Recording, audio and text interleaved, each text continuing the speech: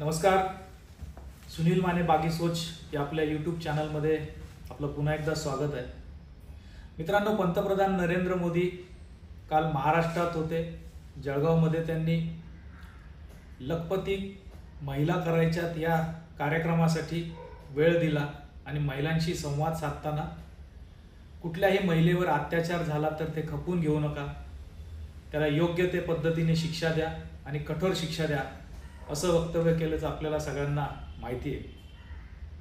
दुर्दैवाची गोष्ट अशी आहे की प्रत्येक वेगवेगळ्या गोष्टीत राज्यकर्ते, धोरणकर्ते, सरकार चालवणारे, पंतप्रधान पदासारख्या महत्त्वाच्या पदावर बसलेले लोक जेव्हा डबल स्टँडर्ड, एक गोष्ट करायची दुसरी गोष्ट त्याच पद्धतीची असली तर ती नाकारायची, अशा स्वरूपाची जेव्हा भूमिका घेतात तेव्हा देशातील सगळी जनता, सगळ्या जनतेचे ते पंतप्रधान असतात, त्यांच्या एकूण हेतूंविषयी अतिशय वाईट पद्धतीच्या शंका घेतल्या जातात. नरेंद्र मोदींनी दुर्दैवाने 2 महत्त्वाच्या केसेसमध्ये अशा स्वरूपाच्या भूमिका घेऊन त्यांचं पितळ स्वतःच उघडं पाडलंय, हे दुर्दैवाने म्हणायला लागतं.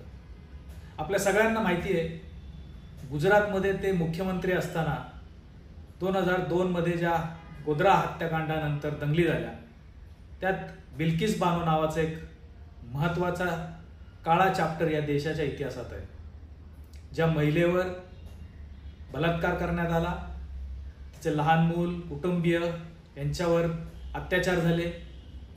सुप्रीम कोर्टाने या अत्याचार करणाऱ्यांना शिक्षा दिली, पण कालांतराने निवडणुकीच्या तोंडावर या बलात्कार करणाऱ्या गुन्हेगारांना गुजरातमध्ये सरकारच्या वतीने पुढाकार घेऊन सोडून आणल्यानंतर स्थानिक लोकांनी त्यांचा सत्कार, मिरवणूक अशा स्वरूपाच्या गंभीर गोष्टी केल्या.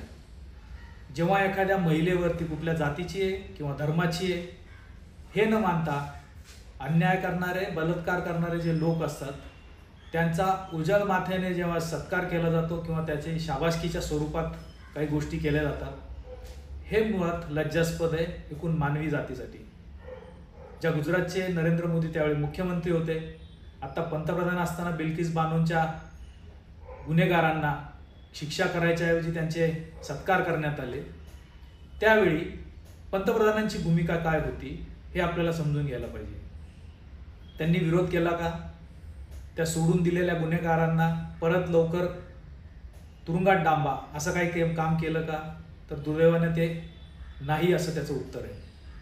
हाथरसमध्ये एका दलित मुलीला बलात्कार करून मारण्यात आलं. तिची डेड बॉडी पण लोकांपर्यंत, कुटुंबियांपर्यंत पोहोचू देऊ नये याच्यासाठी प्रयत्न झाले. माध्यमाचे प्रतिनिधी जे इंडिपेंडेंटली त्याच्यावर लोकांपर्यंत हा विषय आणत होते, त्यांना तिथपर्यंत जाता येऊ नये म्हणून पोलीस बंदोबस्त लावण्यात आला आणि त्या मुलीचा मृतदेह जाळून टाकण्यात आला. आता बदलापूरची जी घटना आहे, जिच्या अनुषंगाने पंतप्रधानांनी हे स्टेटमेंट केलं, त्या संस्थेशी संबंधित लोक हे भाजपचे आहेत असं जे आपला माध्यमांमध्ये आता चर्चा सुरू आहे आणि ते दिसतंय. एक माजी नगराध्यक्ष पत्रकार महिलेला अतिशय अर्वाच्य शब्दात धमक्या देतो, तिचा FIR घेतला जात नाही. याच प्रकरणात जी बातमी कव्हर करायला जाते, त्या सहकारी आमच्या महिलेसाठी पण काय गुन्हे दाखल केले, काय केलंय असं कोणी विचारत नाही. याचा अर्थ हे डबल स्टँडर्डचे खूप गंभीर प्रकरण आहेत. पंतप्रधानांनी लोकसभेच्या निवडणुकीत सर्व जगाने पाहिलं, प्रज्वल रेवन्ना सारखा एक नराधम, ज्याचे 2900 सेक्स व्हिडिओ, सेक्स टेप्स लोकांपर्यंत पोहोचले, इंटरनेटच्या माध्यमातून सगळ्या जगभरात ते गेले, अशा प्रज्वल रेवन्नाला स्टेजवर उमेदवार म्हणून मतं द्या असं पंतप्रधानांनी जाहीर आवाहन केलेलं आपण पाहिलंय. त्या प्रज्वल रेवन्नाचा हात धरून लोकांना मतं द्यायचा, लोकांना त्याला पुढे घेऊन जाण्यासाठी, लोकप्रतिनिधी बनवण्यासाठी याच पंतप्रधानांनी आवाहन केलंय. हे दुर्दैवाची गोष्ट नाही आहे का? गेल्या अनेक दिवसात पंतप्रधानांच्या भूमिका, सरकारच्या भूमिका ह्या डबल स्टँडर्ड, सतत बदलणाऱ्या आणि देशाला पुढे घेऊन जाणाऱ्या एकमुखी धोरणाच्या नसून त्या सतत बदलत जात आहेत असं दिसतंय.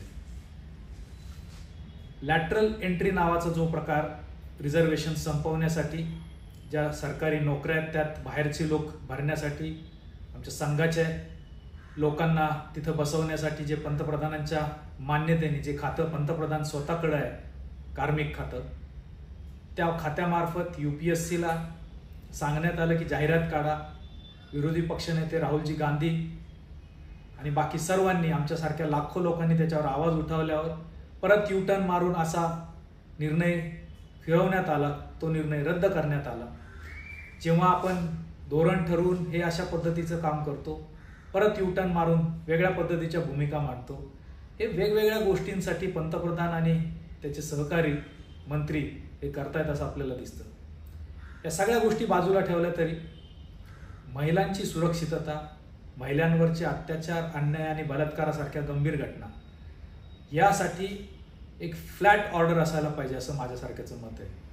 कोणीही किती राजकीय भरदस्त घेऊन आला, राजकीय ढवळाढवळ केली, प्रशासनाने ढवळाढवळ केली, तरी महिलेने दाखल केलेल्या गुन्ह्याचा FIR तातडीने नोंद झालीच पाहिजे आणि त्याच्यावर कारवाई करणं सुरू झालंच पाहिजे.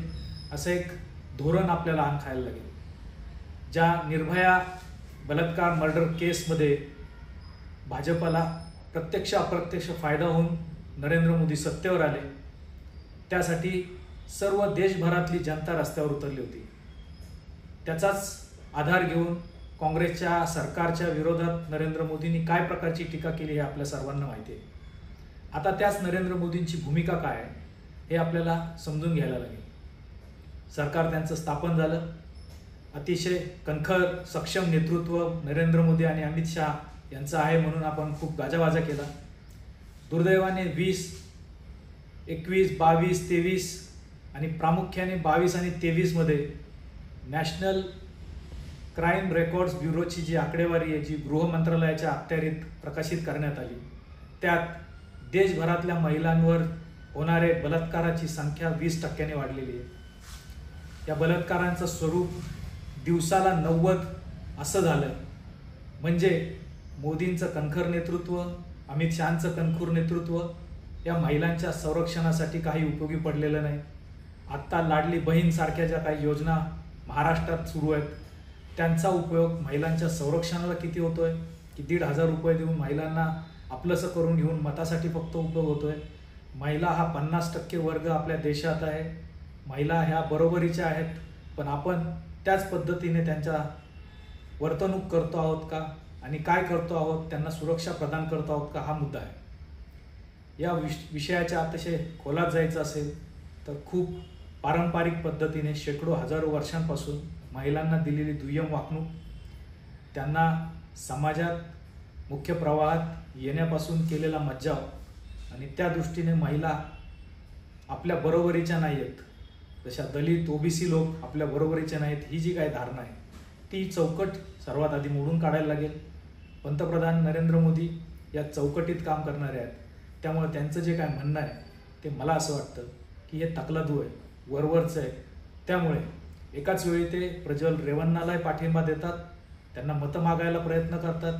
सगळ्या इंटेलिजन्सची माहिती असणारं म्हणजे फेल झालं आहे का, रेवन्ना कुठले काम करतोय हे त्यांना माहीत नाही, अशीच परिस्थिती आहे का, किंवा फक्त खासदारांची संख्या वाढवायची होती म्हणून मतं मागितली. आणि त्याचवेळी महाराष्ट्रासारख्या प्रगत राज्यात येऊन ते महिलांवरच्या अत्याचारावर दुतोंडी भूमिका घेत आहेत. त्यांनी मुळात मणिपूरच्या महिलांवर जे नग्न महिलांना फिरवण्यात आलं, बलात्कार करण्यात आले, त्याच्यावरही कधी बोलायला पाहिजे. बिल्किस बानोवर पण कधीतरी बोलायला पाहिजे. प्रज्वल रेवन्नावर पण बोलायला पाहिजे. आणि मग महाराष्ट्रातल्या आता देशभरातच सतत रजिस्टर होणाऱ्या आणि समोर येणाऱ्या घटनांवर बोललं पाहिजे. यासारख्या विषयावर एकमुखी आणि स्ट्रेट भूमिका घ्यावी लागेल. ती सोयीनुसार कुठल्या राजकीय पक्षाच्या दृष्टीने किंवा कुठल्या संघटनेच्या दृष्टीने, कोणाची संस्था आहे, पोलीस कोणाचं ऐकतात असा विचार न करता महिलांच्या दृष्टीने देशभरातल्या महिला या आपल्या घरातल्या आहेत असं समजून कायदेशीर कारवाई करायची भूमिका घेतली तरच याचा उपाय निघू शकतो. धन्यवाद.